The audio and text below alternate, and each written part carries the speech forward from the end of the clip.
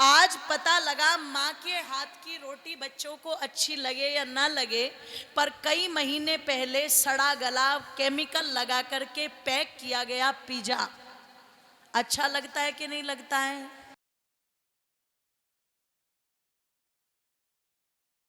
कि पता चला ईश्वर ने जो व्यवस्था हमारे भोजन की बनाई है, हम उसको छोड़ करके दूसरी चीजें खा रहे हैं जो हमारे खाने के योग्य है। बोलो, इसका मतलब खाने में पशु हमसे अच्छे हैं, क्योंकि वो नियम का पालन कर रहे हैं और हमारा कोई नियम नहीं है।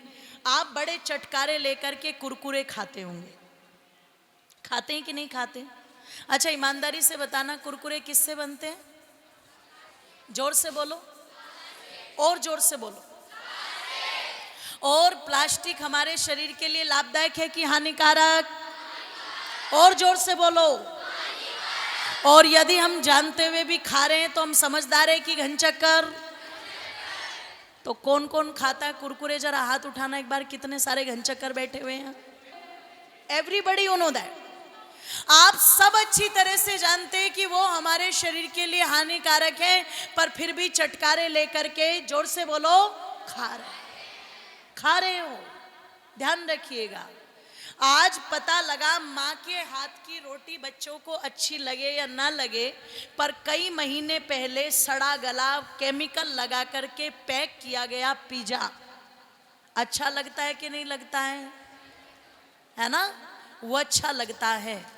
माँ के हाथ की छाछ, तो आज आपको छाछ अच्छी नहीं लगती है, दूध अच्छा नहीं लगता है, वो पीने को कह दो तो लगते हैं उल्टी आ रही है उल्टी, और कोल्ड ड्रिंक पीने को दे दो तो ओहो सुटर सुटर पी जाते, एकदम बिल्कुल पी जाते हैं कि नहीं पी जाते?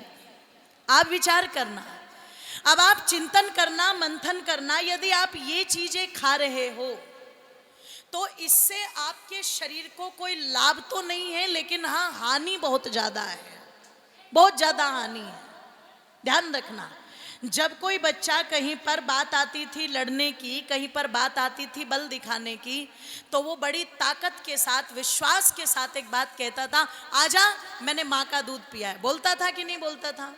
अच्छा, आज की पीढ़ी क्या बोलेगी? आजा मैंने कोल्ड ड्रिंक पिया है। बात जचेगी क्या? नहीं ना।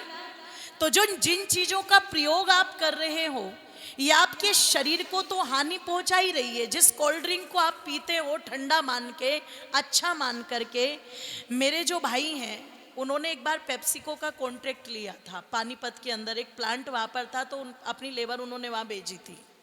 तो एक दिन उन्होंने मुझसे भी कहा कि चलो तुम्हें प्लांट पर दिखा करके लाता हूँ कि पेप्सी कैसे बनती है। तो जब मैं वहाँ पर प्लांट पर गई और जब मैंने उसको बनते हुए देखा, तो मैं सच कहूँगी, अगर आप भी उसको बनते हुए देख लोगे तो आप शायद जिंदगी में कभी उसको पियोगे नहीं।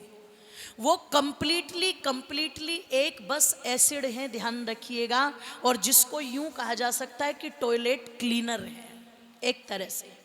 इसलिए क्रिस्टियानो रोनाल्डो जब एक बैठा हुआ है कॉन्फ्रेंस के अंदर और उसके सामने बोतल रखी हुई थी कोक की, तो उसने वो कोक की बोतल हटा दी और एक बोतल उठा करके दिखाई थी। उस बोतल में क्या था?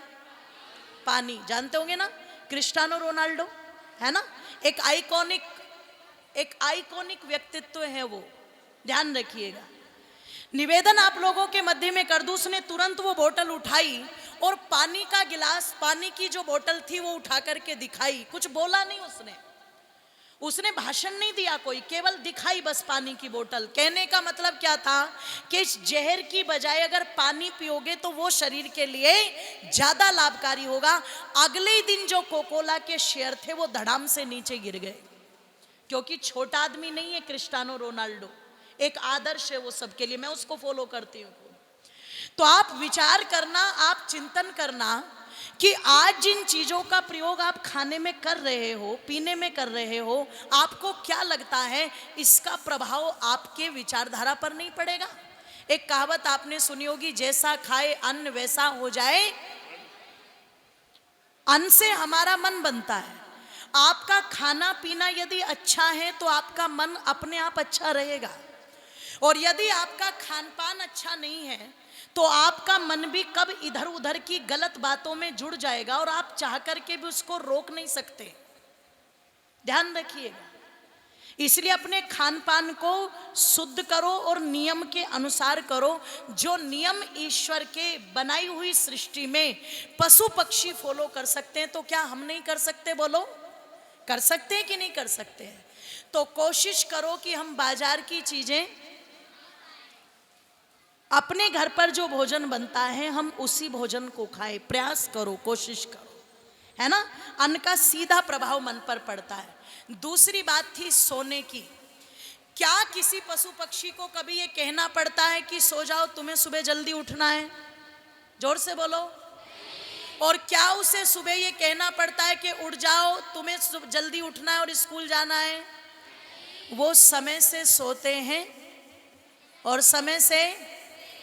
हमारा ना तो सोने का कोई नियम है और ना, जोर से बोलो, पता लगा रात को भोजन कर लिया और भोजन करने के बाद में आप लेट गए, या तो आपने अपनी नजरें गड़ा ली टीवी पर, या आपने अपनी नजरें गड़ा ली किसमें? मोबाइल में। और इतने धर्मात्मा तो हो नहीं कि भगत सिंह की जीवनी पढ़ोगे मोबाइल पर जा करके विकिपीडिया में।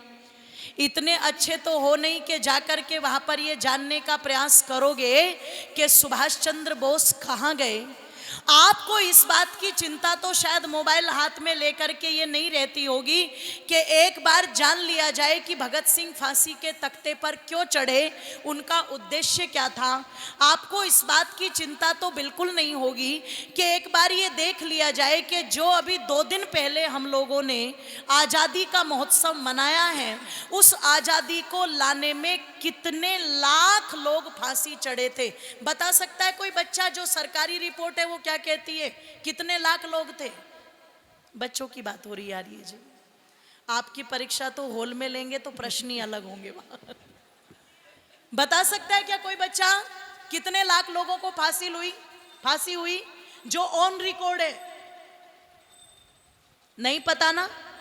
आप लोगों को नहीं पता कि कितने लाख लोगों को फांसी हुई। ध्यान रखना, 7,90,000 ऑन रिकॉर्ड है ये।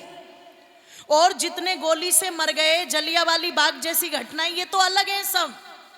ऑन रिकॉर्ड 7,90,000 लोगों को फांसी हुई है इस आजादी के दिलवाने में, 1857 से लेकर के 1947 तक। आप सोचो, आप नहीं जानते, आपको नहीं पता कि चंद्रशेखर आजाद का क्या हुआ, आपको नहीं पता कि सुभाष चंद्र बोस आखिर गए तो, जोर से बोलो, कहां गए? आप जानना ही नहीं चाहते। बस आपको चिंता है तो किस बात की? आपको जानकारी चाहिए तो क्या, बाहुबली ने कटप्पा को क्यों मारा?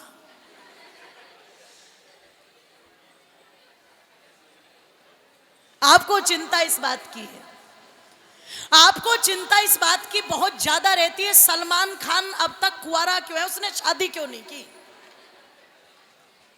बताओ, तुम्हें क्या भात भरना है सलमान खान का? आप विचार करना। आपको चिंता इस बात की रहती है कैटरीना कैफ ने उससे शादी क्यों कर ली, दीपिका पादुकोण उसके साथ क्यों चली गई। आपको इनकी चिंता ज्यादा रहती है। क्यों? क्योंकि आपने इन लोगों को अपना आदर्श मान रखा है। ठीक है, आज की जो युवा पीढ़ी है वो ज्यादातर अपना जीवन नहीं जी रही है, उसका अपना चिंतन, अपना मंथन कहीं नहीं है। वो केवल और केवल मोबाइल की दुनिया से इंस्पायर होकर के नकली चीजों से ज्यादा प्रभावित हो रही है और उन्हीं चीजों को अपने जीवन में लागू कर रही है। मैं सब बच्चों की तो नहीं कहती, पर ज्यादातर बच्चे बोले बाल कैसे करूं, अरे वो फलाने हीरो जैसे बाल थे ना, ऐसे बाल करवा लो। वहां पर यदि कोई पिक्चर आ गई और हीरो ने बीच की मांग फाड़ के और बाल ऐसे डाले हुए हैं तो पता लगा सब लड़कों ने बाल ऐसे ही डालने शुरू कर दिए, सब बन गए तेरे नाम। और वही दूसरी पिक्चर में किसी ने अपना डिजाइन बदल दिया और उसने इधर से भी साफ करवाए, इधर से भी साफ करवाए और बीच में से ऐसे खड़े कर लिए जैसे क्रेन से खींच दियो किसी ने, तो कहता भैया ऐसे ही बाल बना दे मेरे। आपके बाल आपके नहीं है, आपकी चाल आपकी नहीं है, आपकी ढाल आपकी नहीं है। आप नकली चीजों से इंस्पायर होते हो मोबाइल देख देख करके। आपके घर वालों को चिल्लाना पड़ता है बार बार बार बार। मम्मी क्या कहती है? मोबाइल रख दो। पापा क्या कहते हैं? मोबाइल को हाथ, जोर से बोलो। घर में जो बड़े हैं वो भी चिल्लाते हैं सारा दिन मोबाइल में। ईमानदारी से बताना कितने बच्चे चलाते हैं मोबाइल? झूठ मत बोलना, सारे चलाते हैं ना? क्या बात है भाई, एक बार हाथ नीचे कर लो और अपने लिए ही जोरदार तालियां बजाओ। अच्छा, ये तालियां मैंने क्यों बजवाई? कम से कम आप सच बोल रहे हैं, आप ही एक्सेप्ट तो कर रहे हैं कि हाँ हम इन चीजों को करते हैं। अब आप जितनी देर भी हाथ में मोबाइल रखते हो, या तो आप उसके ऊपर गेम खेलते हो, यही होता है ना, और या फिर आप YouTube पर जाकर के दूसरी उल्टी सीधी चीज़ों की वीडियो देखते होंगे। मैं आपको ये नहीं कहती कि मोबाइल के कारण ही सारा का सारा बिगाड़ हो रहा है, लेकिन हाँ, आज जो भी बिगाड़ हो रहा है उसमें कहीं ना कहीं मोबाइल की भी बहुत बड़ी भूमिका आ चुकी है, ध्यान रखिएगा।